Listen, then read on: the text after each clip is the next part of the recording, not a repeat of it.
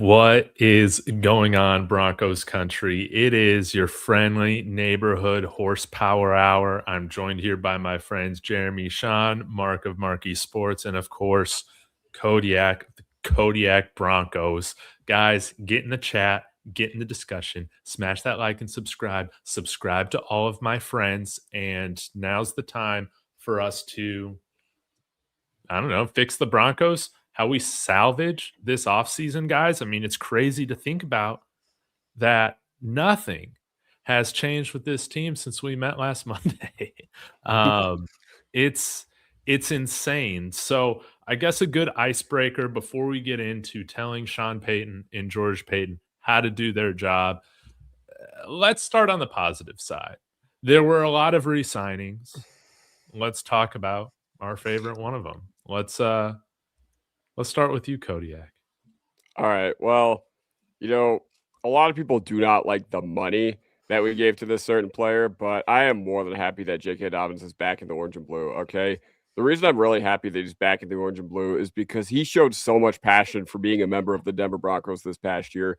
And I know that you can't just rely upon that, but we got so lucky with what he provided us with. And I feel like, hey, it's a good, incentive-based contract that is going to potentially reward what kind of output he does have. Because honestly, he says he's one of the game's premier running backs when he's healthy. And you know what? The stats back it up and his play backed it up. For the money is an entirely different story. But am I happy he's back? Absolutely. Absolutely. I'm happy J.K. Dobbins is back. Mm-hmm. And there was word that another team was in on J.K. Dobbins that could have driven up the price a little bit, up to that $8 million guaranteed number. Do you guys have any theories on like who that team was? Jaguars. You think so? I think so. Yeah. I don't know.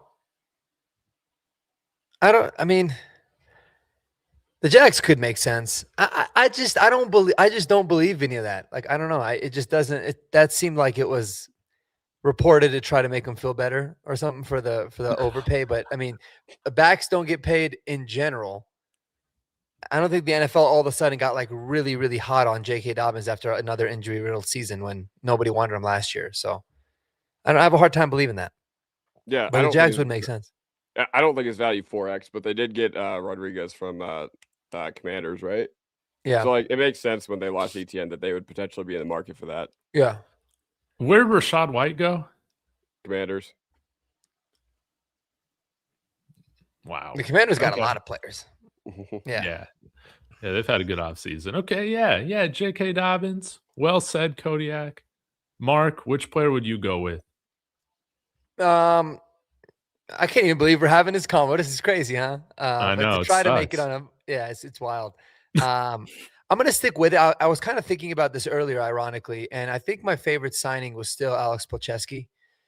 Just because he's someone that is he's so valuable, man. Like to have a offensive lineman on the team that can just be plug and play on basically any position on the offensive line is so valuable. So it was nice that, I know that he was restricted, a free agent, but it was nice that we got him on a 2-year deal. I think he's going to be one of the best values, and just happy that we got somebody like him. It didn't ultimately lead to what I was hoping to in terms of like maybe freeing up more cap space or moving on from Ben Powers, which now I'd say is a really, really good move. But give me the Palcho signing, man. I like that one. Well said. Jeremy? Yeah, I was going to go either Palcho or, if we're counting this, do we count Jaquan McMillan tendering him and then I'll leave that up to you. Okay, well, if we're going to do that, then that's got to be number one, right? Yeah. Just because he was like by far and away like the most clutch, valuable, big play guy on our defense last year. So making sure he comes back is, huge, especially if you want the idea to have Barron go outside, then yeah, you need Jaquan inside. So I would say that would be mine for sure. Good. Oh man, where do I go? Lucas Kroll, Adam Troutman, Jaleel McLaughlin. So many good picks. Oh, you're starting at the bottom of the list? Is that what you're doing? Yeah, there's started at the Tyler bottom Bidet, Lil Jordan Humphrey. Man, where do I go? I guess I'll go with my favorite one is Justin Sternad. Yeah, that's what I was gonna Because say.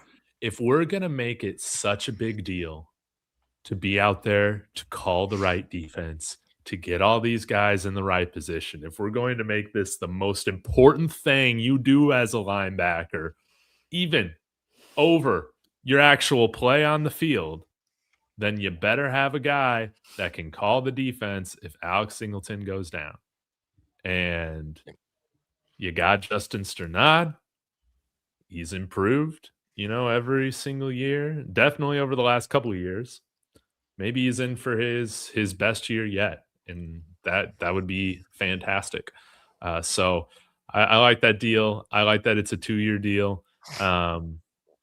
And I think $6 million for I think a good starting linebacker, right? I mean, you'll take that. So I think he's a good player, not a great player, but I think he's one of the guys that we brought back that's on a fair contract, and can't say that about some of these other guys. So yeah. Now Ron says I 100% agree with Kodiak. JK is on a team that is one of the healthiest teams in the league, and possibly this could help JK.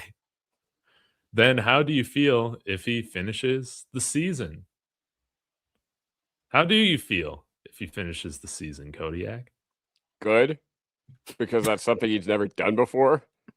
But no, like I wouldn't feel as much good as I would be surprised. Like I think it'd be one of those things that I don't know if he's talking about this past year, but if he finished the entirety of 2026, I think we'd all be sitting there like we wouldn't realize it right away.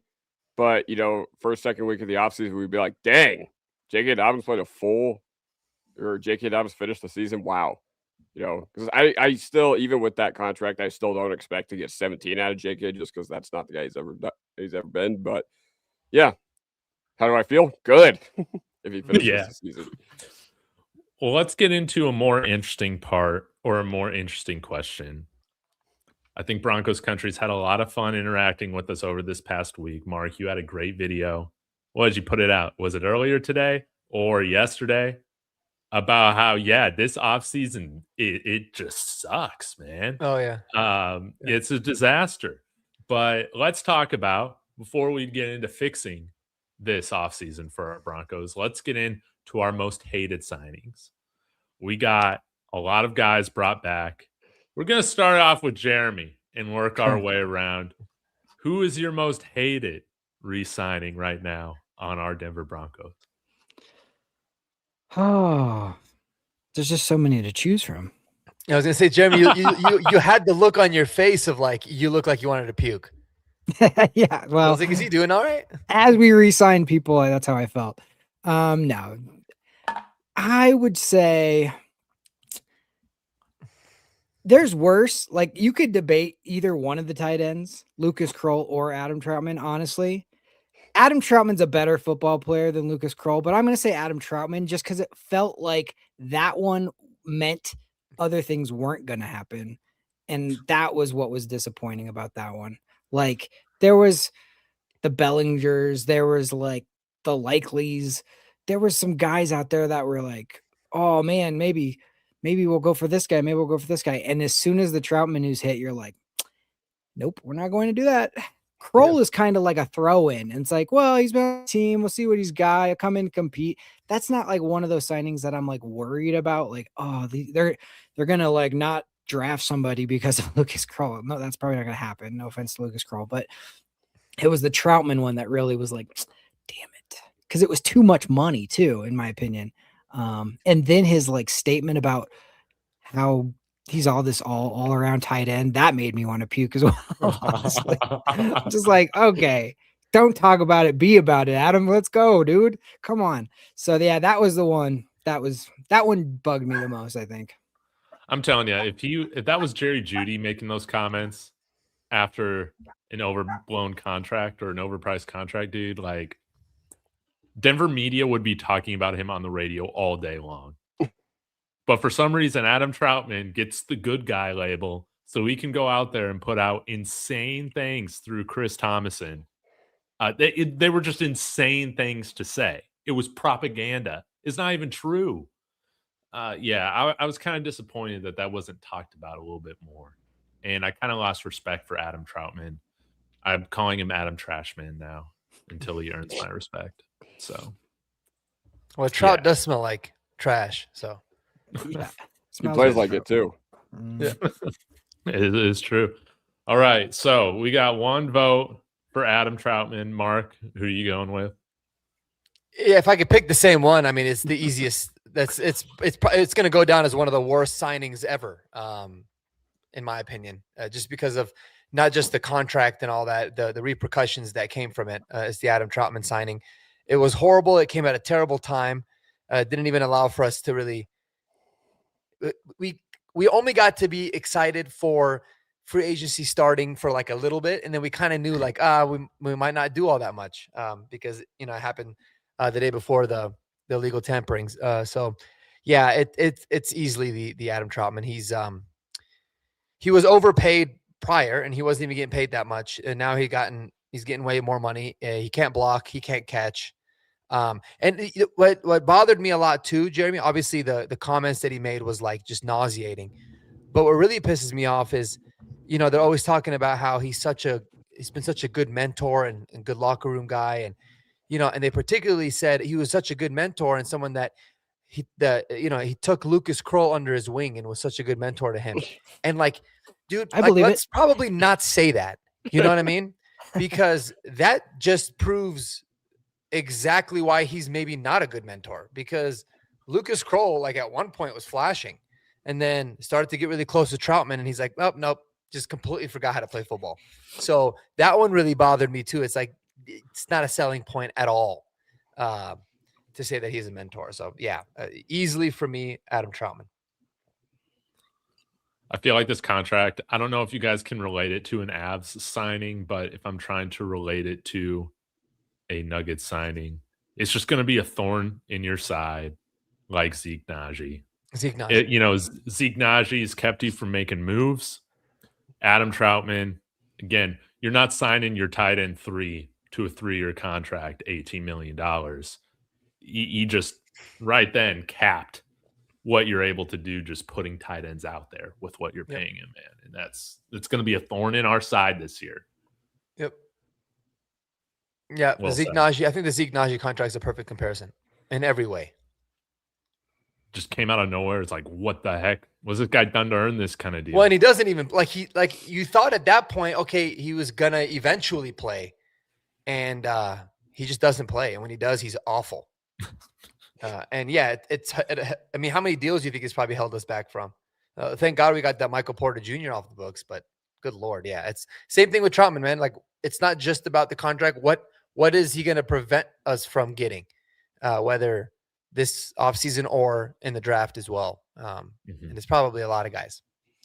What's Troutman paying now? Like, is he 8 or 9? What was the contract? He's at about $6 million. 6? Okay. Yeah, it's one of those that you're just like, I would have rather saw it, like the text come across Mike Kliss saying Troutman wanted north of 5.5, and they were like, "Are you crazy?" Instead of the Etienne, he wants 13 million. Are you crazy? That came across. Yeah. Like exactly. That's the one where you're like, one of these makes sense, and one of them doesn't make as much sense. Kodiak. All right. Well, I guess we haven't had enough talk of our trash tight ends lately. And listen, I know that this guy signed for like a minimum contract, but Lucas Kroll, man. Okay. I looked up his like career stats on PFF, and this is real, by the way. 408 routes ran. All right. Only around 200 career yards, 3 catches on 3rd or 4th down. And he's supposed to be a receiving tight end, 0.64 yards per route run. So he is a receiving tight end. He's amongst the worst receiving tight ends in the league as far as like an efficiency per route basis. And I remember our first pass of the year went to Lucas Kroll, and I was sitting at the stadium, like all that talk I did about them in the offseason for their first pass of the year to go to Lucas Kroll. And the reason I'm upset with bringing guys like Jaleel and Kroll back is because, David, you said it yourself. When you're in this window, you need to churn over the bottom parts of your roster. You need to churn over the bottom parts. You need to go, hey, maybe there's a reasonable tight end 4 upgrade out there that hasn't been signed by a different team. But Lucas Kroll, he just adds nothing to this team. He's a nothing burger. He plays too much. I don't care what Cecil Lammy wants to go out there and say. Lucas Kroll is just a nothing burger. He doesn't do anything. He doesn't block. He's played like 70 run plays in his whole career. He's played like 450 passing plays in his whole career. So the defense knows exactly what's coming when he's on the field. And I'm just really, really pissed off that they actively rewarded a guy who did absolutely nothing to deserve it. I think Troutman did a little bit more to deserve his extension, not by much, than Lucas Kroll did to deserve coming back on our team. Like, once again, I just don't think Lucas Kroll should have seen the new building, if that makes sense. I don't think he was one of those guys that deserved to be on Will Lutz's list and Alex Singleton's list that were going to see the new building, because he did fuck all. Sorry if you guys get an email from YouTube because I said that. Oh, that's okay. No. Yeah, I don't read them anyways. So, yeah. Goalie change. Wonderfully said about Lucas Kroll. And, Mike's coming in here. Thanks for coming in, Mike. He's always in here. And Dave Njoku, thoughts? There's been a little bit of rumor, a little bit of talk about him today. Does Adam Troutman kind of trump bringing a guy in here like David Njoku? Or do you think there's still room to bring in a tight end of that caliber? Anyone? I personally think there's room. Like, to me, it's like the reason why you didn't try to sign people on day one is because you wanted the prices to go down. Like, it's been a little bit now. Prices probably have gone down. So if you can get him at we shouldn't have signed, we should have probably signed him on day one and Troutman and later on. If you're going to do it that way, you shouldn't have paid Troutman day one and hope to get a deal on Njoku. But hey, if it turns out, I mean, I want to draft one too, if not maybe 2 guys, but yeah, that can be an upgrade immediately for sure. And if you can get him for a good deal, I would do it. Yeah. I think that if Troutman, if your front office genuinely thinks that we signed Troutman, so therefore we don't have to sign X player, I don't really care who the player is, then nobody in the entire front office deserves to have a job. Mm-hmm. In my opinion, there's just it's crazy to think. So I think it's a big possibility. I think that I think Njoku would be cool, but I'm so exhausted from even having hope that I don't know, man. I think that I'll see. It's one of those where I'll see it when I believe it. I don't think we make a move at tight end though, in the free agency at least. Yeah, I'm losing hope by that, by the day, no doubt about it. Now, I do find it interesting that, for as much as we devote our content on YouTube to hating on Alex Singleton, he's not any of y'all's most hated re-signing. It's not mine. I'm curious why. I hate Kroll and Troutman more. That's right. That's what it is. Yeah. It's like he wins because he's not the least popular, like the least unpopular, whatever. It's just like those ones made zero sense. Singleton, we hoped it didn't, but it made sense though. Those ones didn't make any. Well, if you could sign Troutman for the minimum or something, then I would have been okay, but shouldn't have gave him a promotion or a raise. And can you put Isaiah Savage's comment back on there? I just wanted to address this real quick. This is true, but also we signed those guys the year before Super Bowl 50, not the year of Super Bowl 50. And the reason why we signed those guys in the first place is because John Elway signed Peyton Manning. So they were coming in to be on a team with Peyton Manning. You don't sign those guys if we don't have Peyton Manning. So you needed multiple dominoes for that statement to be true. Saying we won it because of free agency is true, but it's not a 1-for-1. That's not the situation we're in. So just wanted to point that out. Yeah. No, agreed. But what were we just talking about before that? Why Singleton isn't your most hated Singleton re-signing? Yeah. Yeah, I think with Singleton, man, like I've kind of come to the terms of where, like, okay, well, first of all, this defense has proven that they can still be like a top 3 unit with Singleton. So, like, what the floor is at least. I mean, they can still be really successful with him. And I mean, to his credit, like he made big plays in big games this year. I mean, especially like in the playoffs. Obviously, I think we all wanted like an upgrade there, but you definitely could do like significantly worse than that. I think the reason it was so frustrating is because you're just like, oh, we're going to run it back with the same inside linebacker room again. But at least you can say, okay, Alex Singleton brings this on the field in terms of production. Like he produces in some areas for sure. Troutman doesn't do any of that. And I feel like, and obviously this is probably not the case because I don't think Sean would just make the signing just because he likes Troutman. But like, I feel like you can tell that Alex Singleton's like his teammates love him. Like you can tell that they genuinely love him. I don't really know if anyone cares about Troutman or not. Like I don't think he has nearly the impact in that locker room as Singleton does.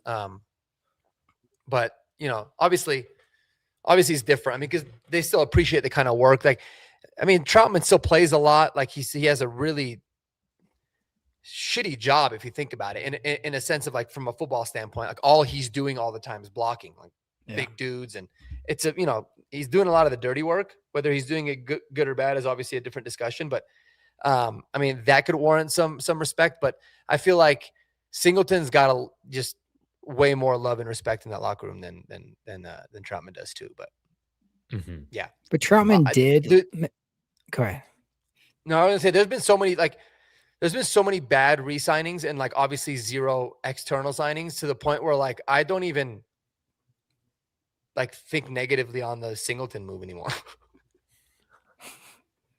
That's amazing. Like it's like everything else has been so bad, it just kind of makes it be like, all right, like it's cool, whatever. I guess we'll run it back and figure it out.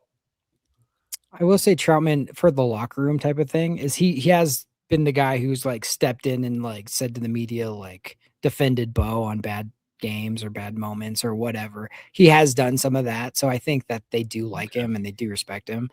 But it was like the comments about himself after the signing that was annoying. But like throughout the season, he has been kind of a good like leader up into that point. It's just, does his play actually warrant a raise? And I didn't think so. Well said. Okay, well, I'll get to mine. My most hated, and mine is not Alex Singleton for the reasons that y'all laid out, especially with just seeing who else brought back. It's just, it's like none of them are great, but there are ones that are just more frustrating. And similar to how you have frustration with the tight end room just bringing back, it's not even mediocrity. It's like bringing back below average, fringe NFL players back to compete for spots on this roster. It's just, I think it's an insult to the rest of the guys on the team with like where we're at. That's how I feel right now, bringing back Tyler Bidet and Jaleel McLaughlin. I'm going to go with Jaleel McLaughlin because we did not tender him. And I believe Tyler Bidet was like an ERFA. So, yeah, it's not that big of a deal bringing him back. But with Jaleel, I mean, he's been around how many years for us now? Like 3-4 years. And, yeah, I'll look this up. He's supposed to be this guy that can, like, run really well. And, yeah, he had, like, 5 yards a carry this year. But he doesn't give you any breakaway plays. He doesn't give you any big chunk plays. And I would much rather, this is just my preference with running backs, I'll take the guy running into the hole for a couple yards, time after time, and then resulting in a 50-yard run. I just like those big chunk plays that you can get. The breakaway run rate was at like 14% this year. J.K. Dobbins was over 10% higher. Or R.J. Harvey's. J.K. Dobbins was damn near 34%. Combine that with he dropped 2 out of his 7 targets. I just don't think he's a very good player at all. And you've seen guys like Rashad White. What he signed for? Was it $1.2 million? It was 1 year, $2 million. $2 million. Insane. But all of these running backs I'm about to name, I would rather have competing for a third or fourth running back spot on this roster than Jaleel McLaughlin. And I'm just going to read through them all. Joe Mixon, Michael Carter, Brian Robinson, Najee Harris, washed Austin Eckler, Jeremy McNichols, Kareem Hunt, hurt Miles Sanders. Yes, Travis Homer, Alexander Madison, Hassan Haskins, Ty Chandler, Nick Chubb, Raheem Mostert, Antonio Gibson, Dare Ogunbowale, A.J. Dillon. I mean, I agree. Basically everybody. Yeah. I just named off like 10, 15 running backs right now that you could bring in for what you signed him back for. And I think they add more to this room and more dynamicism to this room than what Jaleel McLaughlin does. So again, hopefully McLaughlin just isn't even a factor on this roster because we go and get somebody like Jonah Coleman or, Nick Singleton, something like that. That'd be cool. But it is frustrating right now that, he is holding a good spot on the roster right now. Yeah, no, 100%. And once again, like Lucas Kroll, that's part of my frustration is that in this window, you need to be turning over, the areas that weren't good enough. And Jaleel McLaughlin, we have a 3-year sample size of him.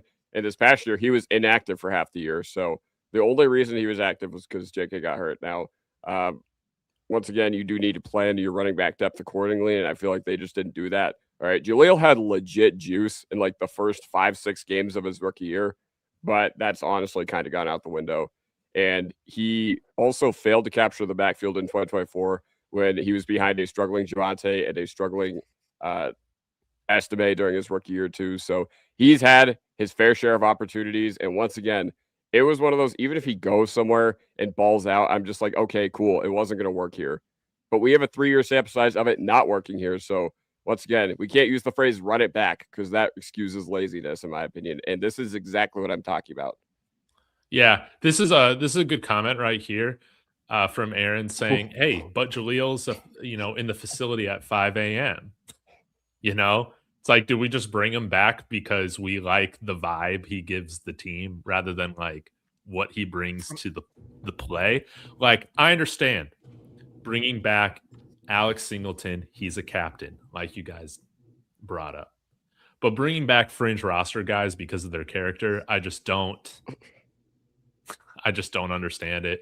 Rodney saying, why didn't we pursue Chris Rodriguez before the Jags scooped him up? It almost makes me feel like we didn't even try outside of ETN. We didn't even try to contact any of these running backs to replace a guy like Tyler Bidet or Jaleel McLaughlin. And I think like that's what's frustrating too. Yep. Do you think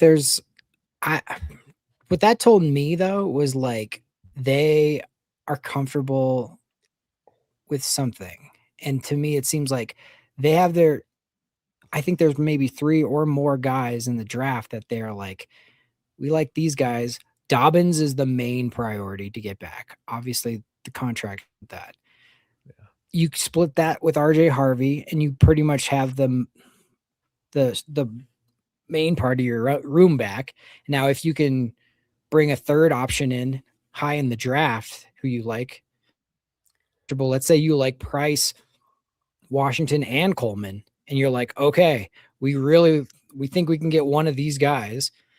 Now, also maybe you like somebody late, or maybe like a UDFA or like an unsigned guy, and then go have them compete with Jaleel, and Jaleel will work hard and maybe push them. So I don't know, maybe to me, like that's the thinking.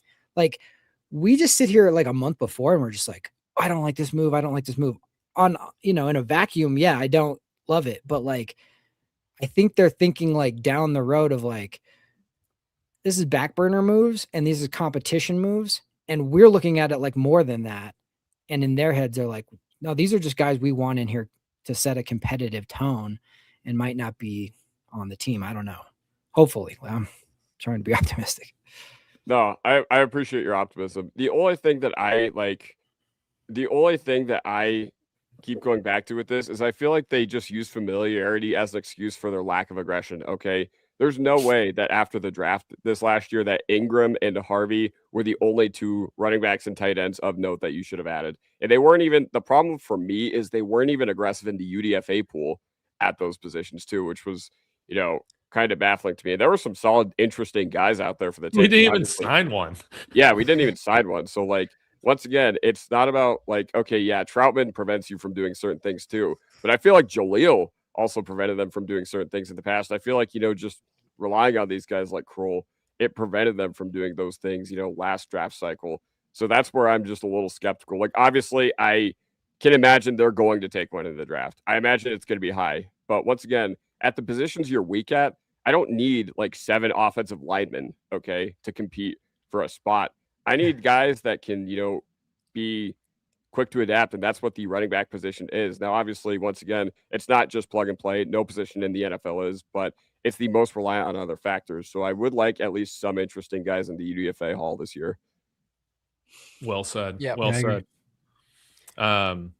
Before we get into our moves looking forward, there's some good comments here I want to touch on. This one's really great from Alvin. Thanks for tuning in. He says, almost all the media, all you guys are tripping, panicking. Do you remember where the Broncos were 3 years ago? Come on now. And I understand the sentiment, Alvin. It's maybe they deserve the benefit of the doubt. But I'll say, at least for myself, and you guys chime in if you feel differently or whatever. We've seen the Broncos, I think, be pretty aggressive given their cap circumstances, since Sean Payton has been here to try and really improve the level of talent on this roster. Some of that has happened in free agency. Some of it has happened in the draft. But again, now we're at unprecedented, this has never happened in the modern NFL type of lack of movement. It does just make you wonder, are they too comfortable with a roster that at the end of the day didn't get it done? And so I won't say that I'm panicking. I think that's the wrong word, Alvin.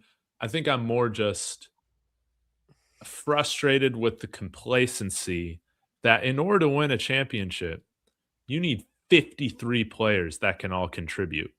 And I think I'm a little worried or concerned that some of the guys that will be on this 53 are guys that have had 3 years to prove if they can contribute, and they've shown they're not able to. Yeah, that's all I'm saying. Another thing I would add to that, man, is I mean, at this point, okay, it's important to not forget that we were so bad for so long and when we were 3 years ago. I mean, that's always a cool story, but it really doesn't matter at this point. Expectations changed.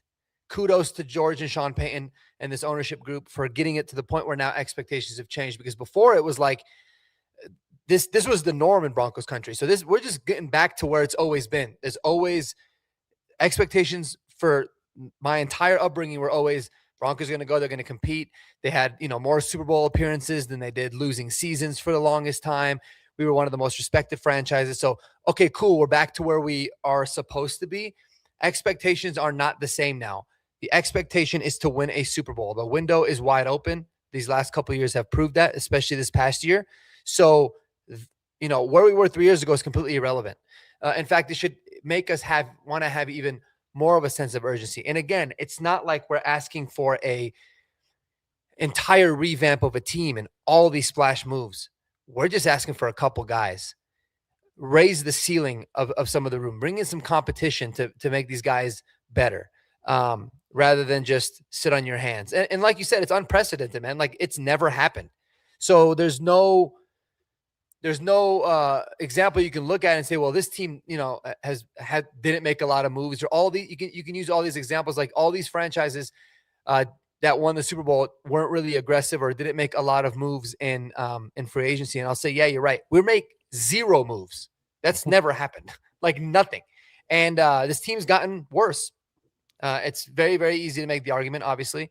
The best free agent that we had, we decided to bring back all the bad ones, but we didn't want to sign the best one in John Franklin Myers, which that's still baffling. Because if that's your offseason plan, at least sign the best one that you have first, and make sure you got the cap space opened up to do it right now.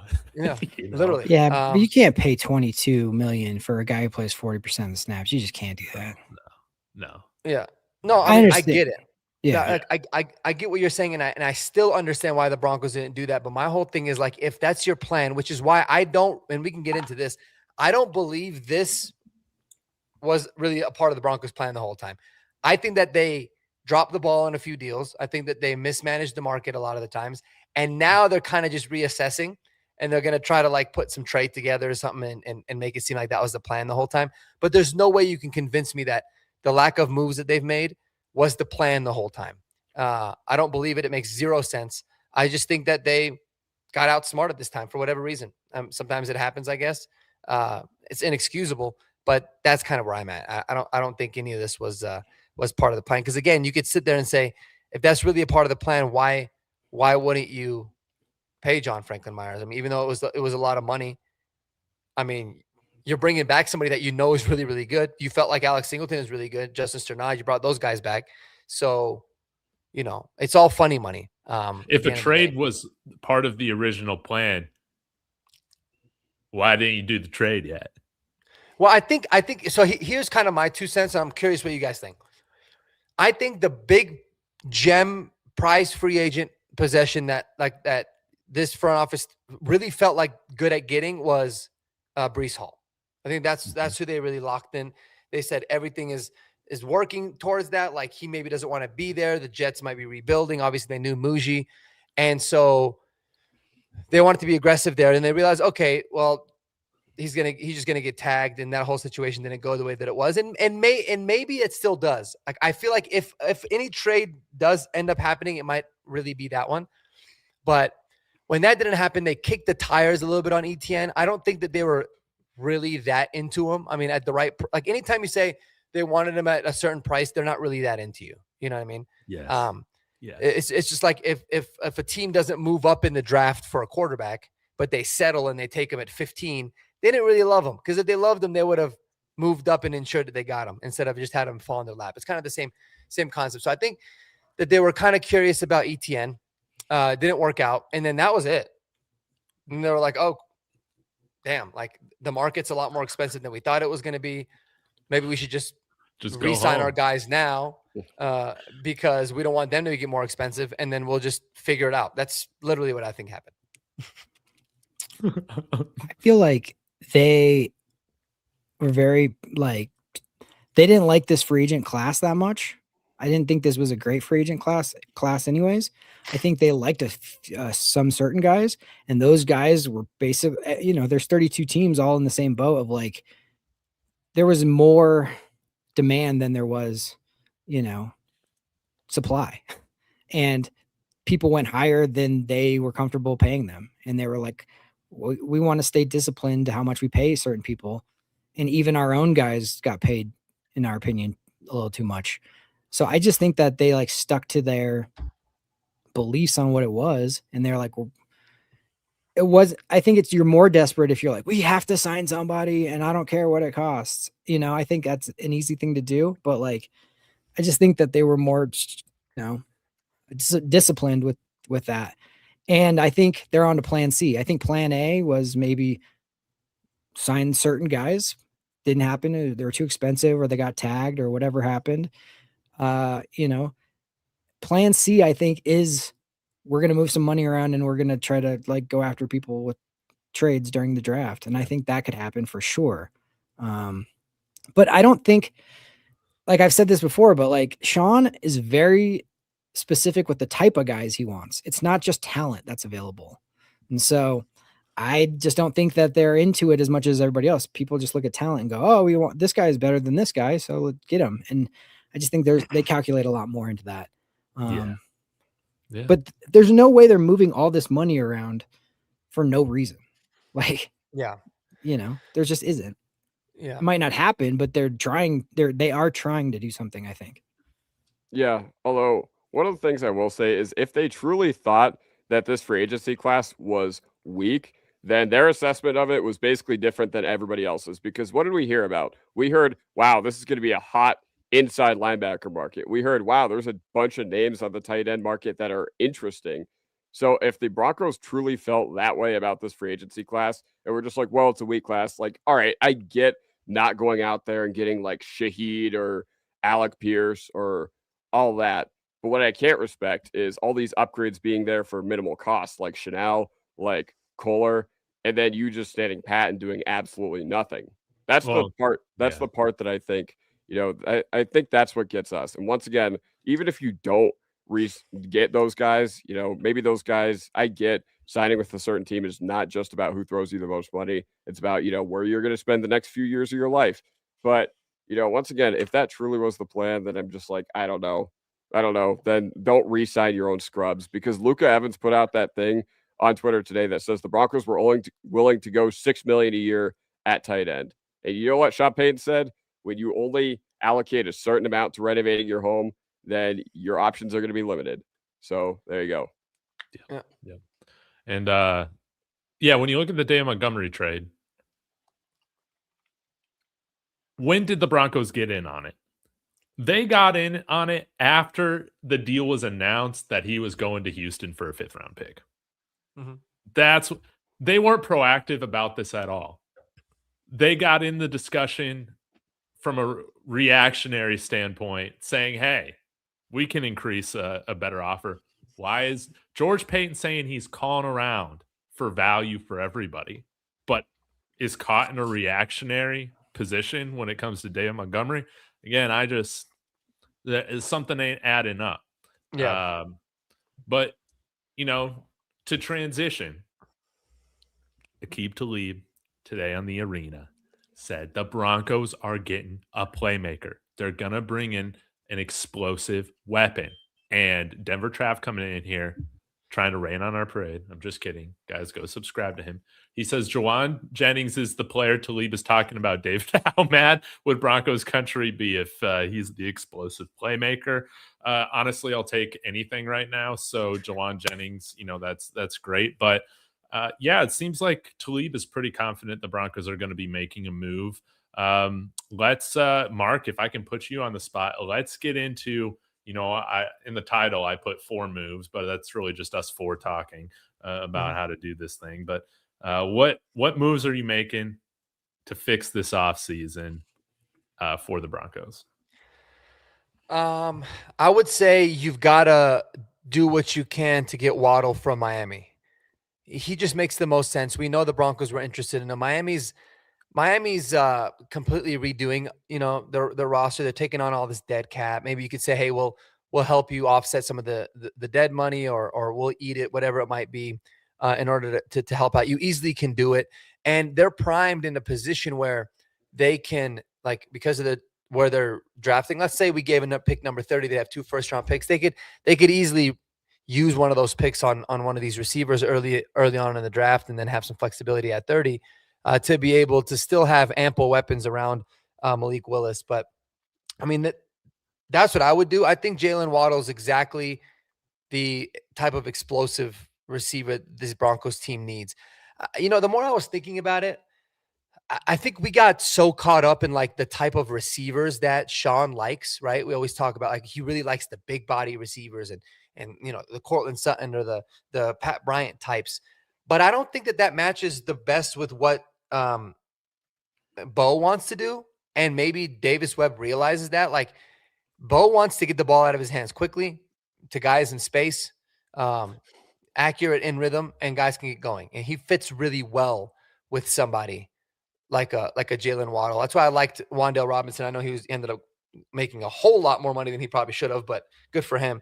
But that's the kind of explosive playmaker. So I would do whatever possible to go after Jalen Waddle. That's how I would salvage. And you're not concerned by the fact he wants to fight Pat Surtain?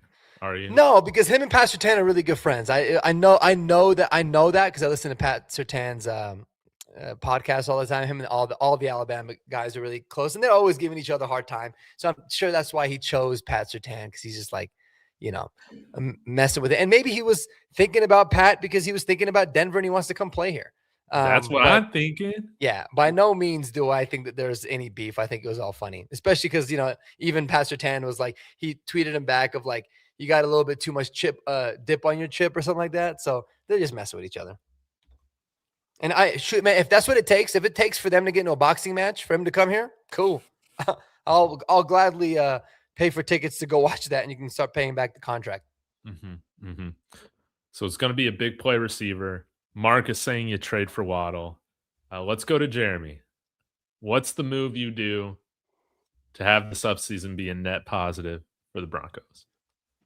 The move I would do is a couple of draft day trades. I would trade back from 30 and trade up from 62 and land a couple guys in that middle second in the 40 somewhere. Okay. I'll throw out some names. Mike Washington, Jadarian Price, Jacob Rodriguez, Chris Bell. There's some playmakers to be had in that Stowers, maybe. There's some guys to be had in that middle second that I feel like that's the sweet spot for us, where I don't want to reach at somebody for 30 and I don't want to like get sniped at 62. So to me, if we can move around and just get two of the guys that we can circle in that area, I think honestly, the running back room can look so much better, in my opinion, if you had Price, Washington, Coleman. I think the wide receivers can look better. I think linebacker can look way better. So that would salvage it for me. That would make all of my fears of like why we didn't sign certain people a lot better. And our future would look good too. All those guys on rookie contracts. So that would be it for me. Mm-hmm. All right. So we got a big trade for wide receiver. We got some draft day moves. Kodiak, where are you going with this? Well, I'm sticking with the draft, and obviously, we signed Singleton and Troutman, obviously, to their extensions. But I think the way you salvage this offseason is give me hope that these guys are not going to be back next year. Okay, I'm talking about 2027. Okay, make some moves, whether it's at tight end or inside linebacker. I don't care how they come. I don't care if it's via trade. I don't care if it's via the draft. But I think our smartest outlet right now is probably the draft, because, I mean, if you trade for an off-ball linebacker or you trade for a team that actively is deploying a inline tight end a lot of the time, then straight up, it's just not going to be worth it.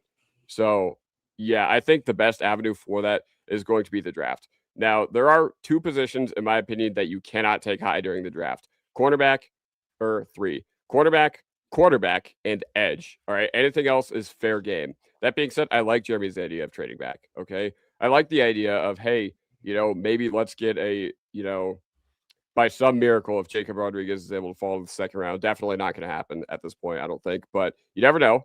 So, maybe you take an off-ball linebacker, maybe you take a tight end in that range, maybe you take a running back, and that'll at least give me hope that we have succession plans in place, because currently we don't have a linebacker 3 on this roster. And obviously they're probably going to sign a guy. And, I think maybe part of the plan all along was for them to sign a guy and then have Singleton, coach him up, mentor him or whatever.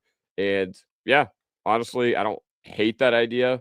I think there's better ideas out there than re-signing your biggest liability. But once again, there are a lot of ways for this team to improve. So yes, just get legitimate succession plans. If we were to get a guy, get these high upside guys, man. If we were to get a guy like Justin Jolie, I'd be pumped. Man, because at least that gives me hope that, I know that his skill set may not be, completely aligned with Troutman's, but that'll at least give me hope that we can move on from Troutman in 2027. And who knows what this upcoming offseason looks like. But yeah, just give me hope that all these horrible players that you re-signed, give me hope that there is a succession plan there. Give me hope that there's competition. Okay. Maybe take 2 running backs. All right. Maybe take a guy in the 6th round like Damon Claiborne if he's there to compete with Joel McLaughlin. I don't know. That's just my line of thinking. I'm down with that. I love it. I'm going to take a different approach here. You guys have been talking about all these big moves. I guess I will kind of double down sort of on the video I did yesterday. Just a few small moves that I think could make me very happy in this without making a big move. But we better trade for Waddle. Let me just say that. The 30th overall pick, is that too rich for somebody like Jalen Waddle? I don't think so. To me, they say what? There's 15 first-round graded people in this draft. You're basically trading for a second-round talent, or you're basically drafting a second-round talent at pick 30 anyways. So, I mean, heck, Jeremy, you brought up the idea of trading back. That would be awesome. And then trading up from 62.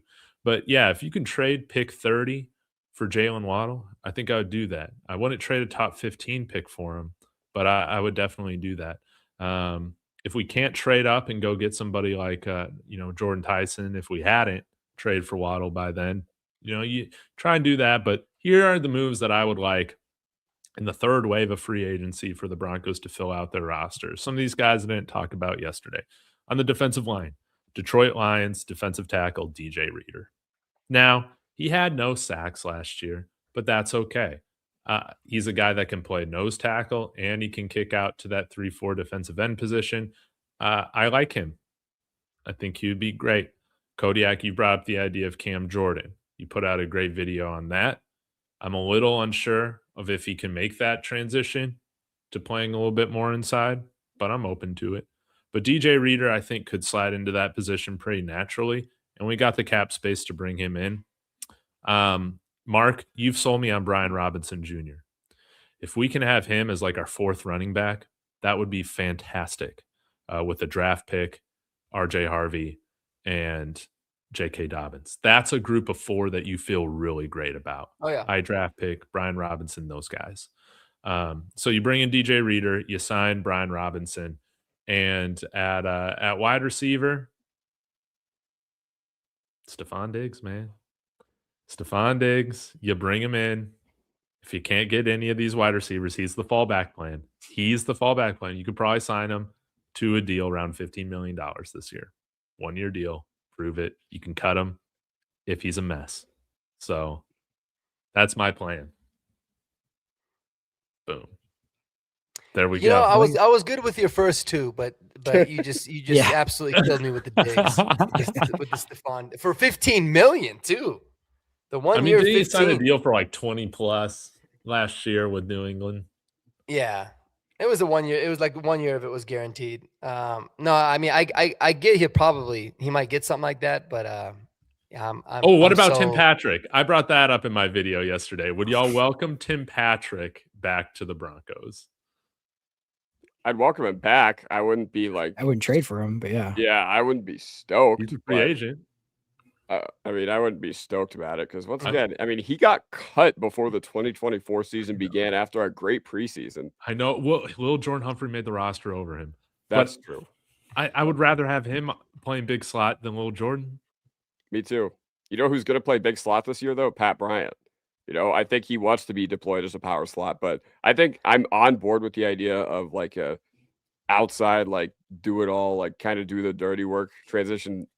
Tim Patrick into that style of receiver. I'm open to that idea, but there is no way that after how this offseason went, that the fan base would be on board with that at all after us going back to the well of familiarity and being like, Tim Patrick, who we cut a year and a half ago, is back. Yeah, we cut him when he was showing promise, and we brought him back when he's like much older player and done nothing. That would be like, that would be the cherry on top. I don't know if anyone else has any comments, but I did think about this, and the more I think about it, like I'm like, dude, this just maybe makes too much sense, and maybe you guys should like talk me off of a ledge, or like I'm just not in the right spot. But I feel like we just need to have Lil Jordan Humphrey transition to tight end full time. It was talked about early in his career when he was with New England. He's already like 230 pounds. You look at guys, people want Eli Stowers, which I get, right? There's a lot of these guys that come in, they're basically big wide receivers. And The thing about Lil Jordan, to his credit, he's legitimately a very, very good blocker. Like he's in my opinion, a much better blocker than Adam Troutman. I get that he doesn't go up against linemen as much as Troutman does, but I feel like someone like that would make a whole lot of sense in the tight end. It's not like our tight end room is just gushing with talent, and it could still open up, some room for development on the wide receiver side. Sean can still have his best friend. And I'm like, why the hell not? Worst case scenario, he could just continue in whatever wide receiver role he's in for the team. But what are your thoughts on Lil Jordan Humphrey, like being a full-time tight end? Say, dude, just gain 10 pounds Yes. this offseason. He's already so much better than Lucas Kroll, right? Well, exactly my point. Exactly. That's another perfect example. Like he could easily take Lucas Kroll's position, in my opinion. Well, that wouldn't be hard to do because he's a receiving tight end that doesn't receive. Yeah. And Lil Jordan Humphrey can actually run. You know what? I'm on board with it. I'm on board with basically anything that would free up a roster spot for a receiver. And then you can draft one of these promising guys in the draft. Maybe Bryce Lance, he's one of the guys that I've talked about me fitting really well with this team. Maybe he falls to you, I don't know, in the 4th round because of, his production profile. So I don't know. You know what? That is interesting to me. But yeah, no, I'm on board with it. Like if he were to be listed in the tight end depth chart, honestly, I might be happier with that than me seeing him at the receiver depth chart, if I'm being honest. Yep. No, I agree. I think it makes a whole lot of sense. Jeremy, what do you think? Yeah, I've already been there. I've already thought of that. Just because to me, it's like you're right. He's a better blocker than he is than the tight ends we have, really. And it's just if he could make that transition. I know tight end has like basically 2 different jobs to do, and that's a little more. And he's a really, he'd be a really good receiver. But let's be honest, Shannon Sharp was wide receiver that played tight end. Like that's what he was in his whole entire career for the most part. And it worked out pretty well. So I could see that. Let me throw you guys a scenario just and see if maybe I'm wrong, but like, I just want to get your take on, I'm going to give you, this would require our 1st round pick and probably a hefty contract. Which one of these 3 guys would you be willing to do this for, or none? And let's say all 3 of these guys are available for your 1st round pick, your 30th pick, and you have to pay them. Breece Hall, Brian Thomas Jr., and who's the other one I was just thinking? Oh, now I've thought about it for too long and I forgot. Garrett Wilson. No, no, it was. It was. Was it a tight end? It probably. Yeah, because I haven't. Arizona. Was it Sam Laporta? No, it wasn't Laporta. But all right, I'll give you those 2. It was somebody. Damn. No, I forgot who it was. Yeah, I'll let me think about it. It was somebody we were just talking about, but. Oh, George Pickens. No, it wasn't Pickens, and it definitely wasn't Diggs. Waddle. It was. I wanted Thomas instead of Waddle personally. Oh, okay. But would you rather have Waddle? I guess you can throw Waddle in there. Who would you rather have out of those 3? Go Hall, Waddle, or Thomas? And we're giving pick 30 for this guy, right? But yeah, you're giving up your 1st round pick, and you have to pay this person. Okay, well, no way I am giving number 30 with the contract to Breece Hall when I can just draft a guy there that would probably, give us, what we are looking for and be younger than Breece Hall. So no way I'm doing that. But BTJ, man, if that's all it took, I would love BTJ here in Denver because obviously you saw the explosiveness at the end of 2024.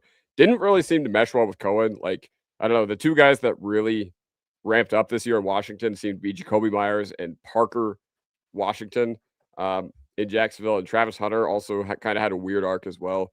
So maybe Liam Cohen's in his Sean Payton era where he needs a very specific style of guy. But yeah, no, BTJ gives you the best upside. He's still on that rookie deal. He's still the youngest out of all of them. I'd be very, very intrigued. Obviously there'd still be some questions that need to be answered about the horrible play he had last year. But you know what? Swing for the fences, shoot for the fences. I'm not looking to hit a triple with Jaylen Waddle. I'd be looking to hit a home run with BTJ.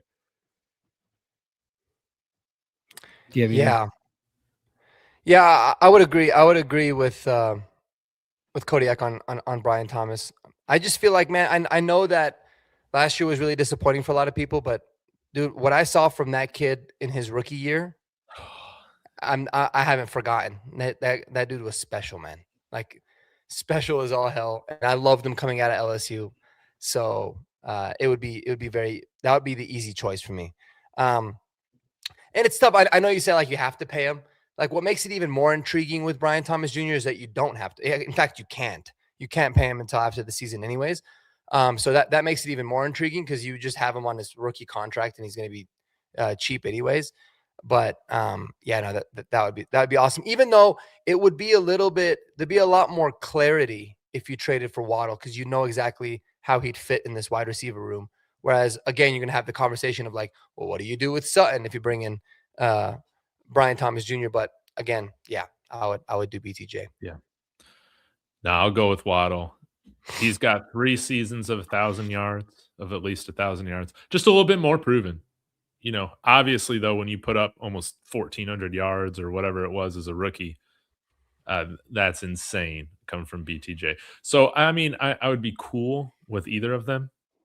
And, yeah, people might say, like, on the surface, BTJ for a first-round pick after the year he had, that's, like, way too rich. But as you've brought up, you don't even have to pay him right now.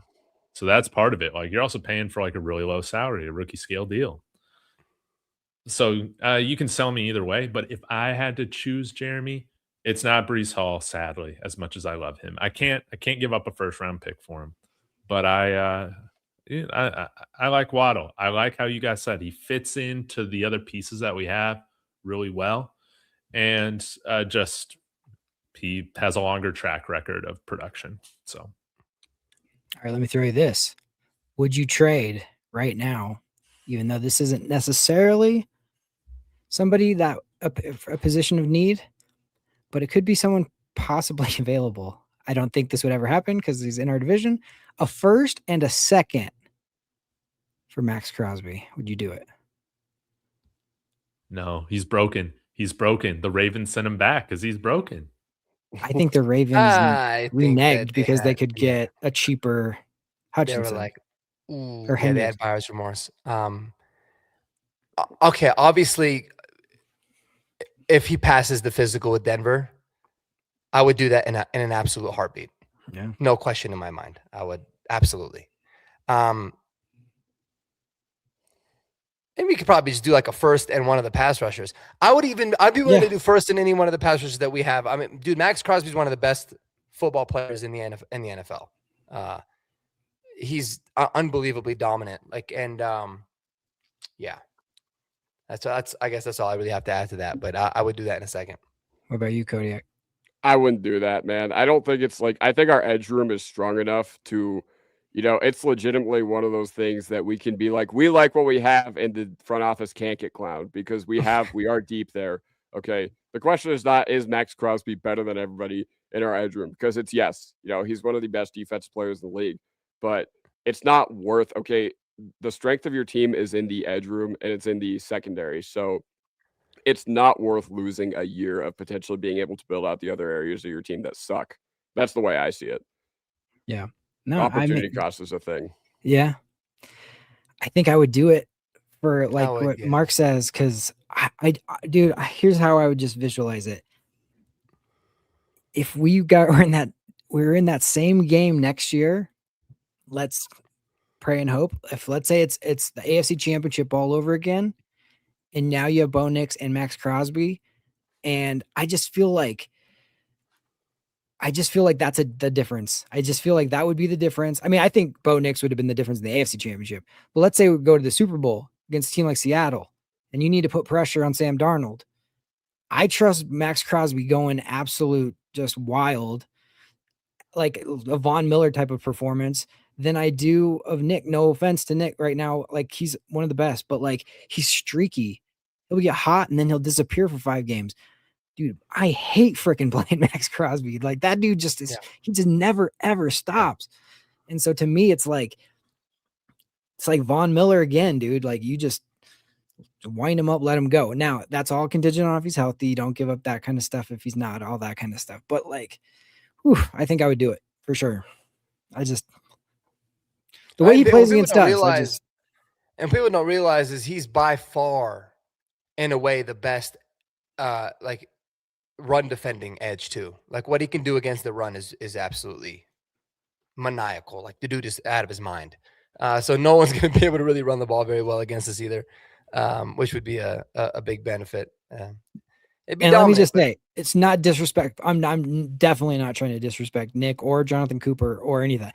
no, It's of just course that not. I have that much respect for Max Crosby's game that I'm like, I would do it on top. I really love those guys. I love the contracts we gave them. I love that they're here. I love all that. But I just feel like he's one of those game breakers that Yeah. can really move the needle.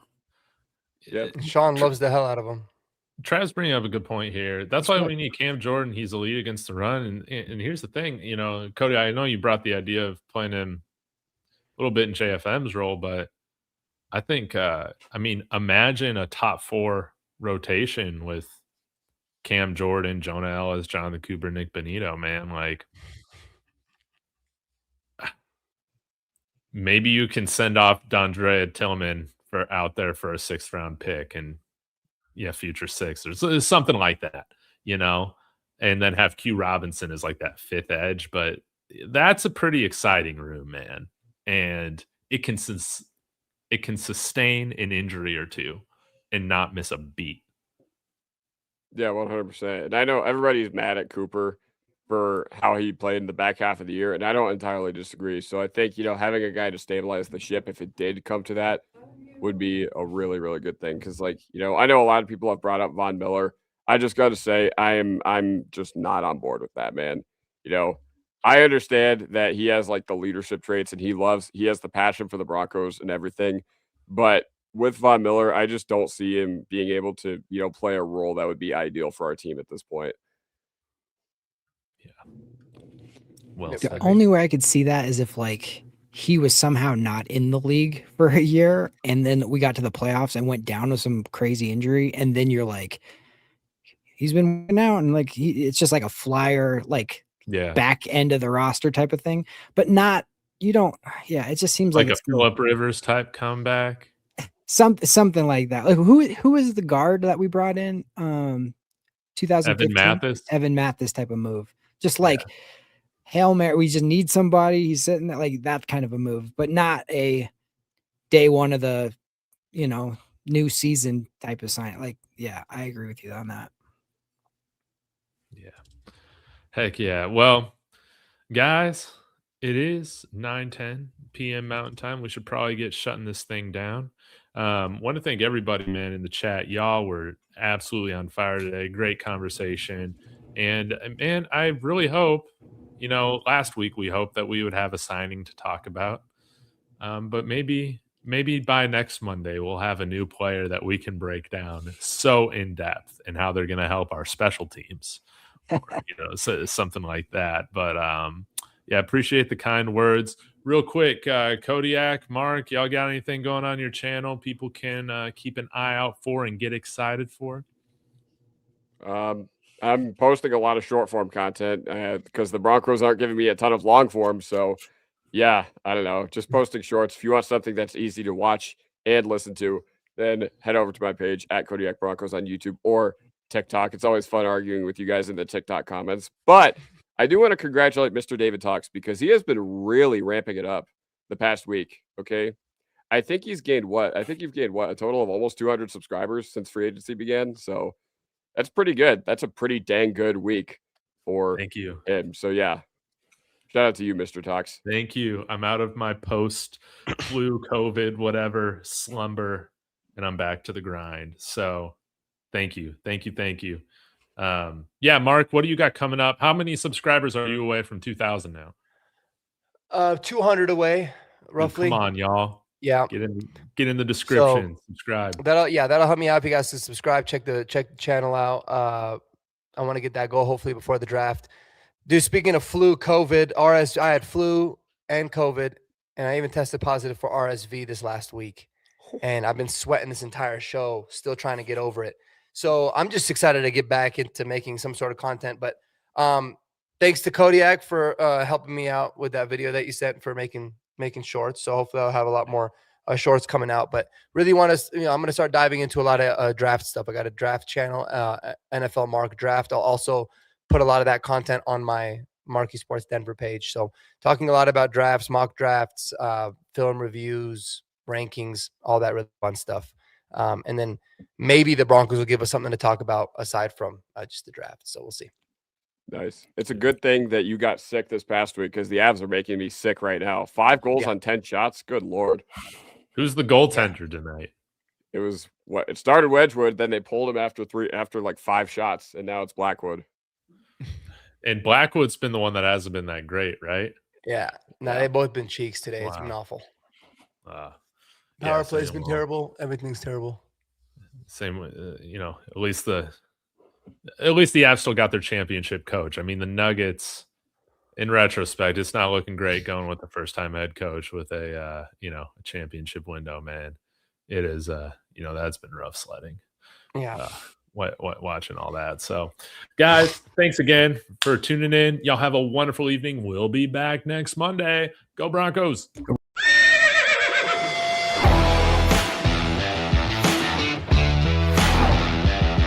bless Bo Nix. That's sacrifice. He's grabbed and he's going to be sacked.